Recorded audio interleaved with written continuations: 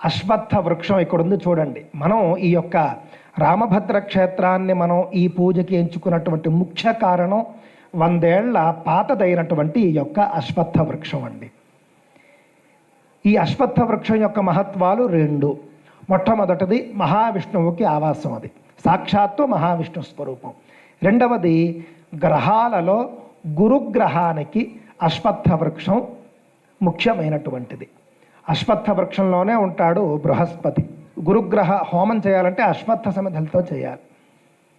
అందువల్ల ఇలాంటి అశ్వత్థ ఛాయలో మనం గురు పూజ చేసుకోవాలి. మహావిష్ణువు ఉంటాడు, దేవగురువైనటువంటి బృహస్పతి కూడా ఇక్కడ ఉంటాడు అనేటటువంటి ఉద్దేశంతో ఇక్కడ మనం ఈ యొక్క కార్యక్రమాన్ని చేయడం జరిగింది.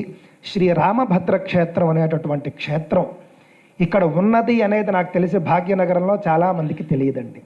చక్కగా సంప్రదాయంగా సీతారాముల ఆలయాన్ని కట్టుకొని శ్రీమాన్ పండరి సంతోష్ కుమార్ గారు, నాకు చాలా ఆప్తులు వారు చక్కగా రాముణ్ణి ఉపాసన చేసుకుంటూ ఈ చిన్న స్థలంలో వారు ఇంత మంచి ఆశ్రమాన్ని కట్టుకొని సంప్రదాయ రీతిలో వారు అన్ని పూజలు, అన్ని ఉత్సవాలు అన్నీ చేయించుకుంటూ ఉన్నారండి. ఇలాంటి ఒక క్షేత్రం మనకు తెలియదు అని అంటే మన యొక్క అజ్ఞానం, మన యొక్క దురదృష్టం.